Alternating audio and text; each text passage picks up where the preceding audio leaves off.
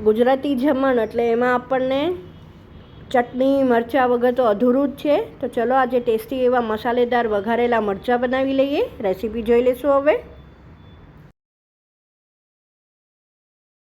તો આપણે મરચાં બનાવવાની શરૂઆત કરીએ. મેં 5 મરચાં લીધા છે, જે ધોઈને કોરા કરી લીધા છે. એને આપણે આવી રીતે કટ કરી લઈશું.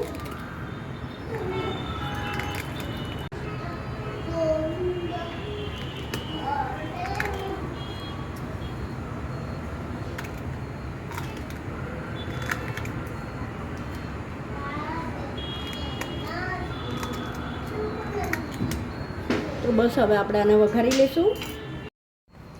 હવે આપણે મીડિયમ ફ્લેમ ઉપર પેન લઈ લઈશું અને આપણે રૂટીન જે યુઝ કરતા હોય પાવડું ઘરમાં, એ જ પાવડું હોય આપણે તેલ લેવાનું છે. તો હવે આપણું તેલ આવી ગયું છે. તો આપણે 1/4 ટીસ્પૂનથી પણ ઓછું રાઈ જીરું એડ કરશું. એટલી જ વરિયાળી અને મેથી પણ એડ કરશું આપણે.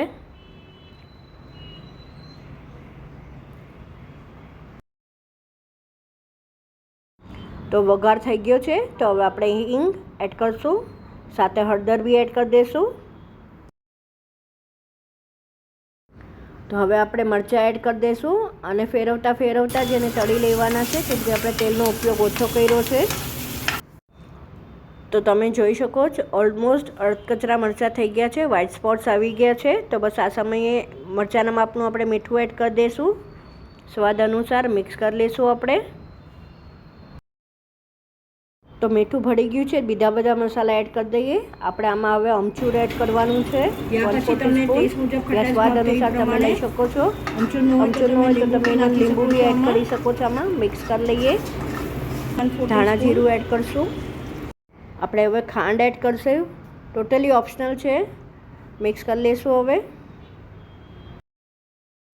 તો હવે લાસ્ટ વરિયાળીનો પાવડર આપણે એડ કરી દઈશું. ગીવ અ ગુડ મિક્સ અને સાથે સર્વ બી કરી દઈશું.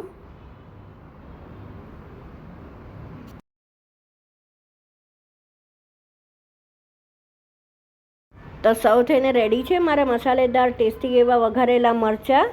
આઈ વિશ તમને મારી આ રેસીપી ગમી હશે. જો ગમી હોય તો લાઇક શેર અને સબસ્ક્રાઈબ કરવાનું ન ભૂલતા. બસ આવી નવી રેસીપી સાથે આપણે ફરીથી મળતા રહીશું. Till then by, take care.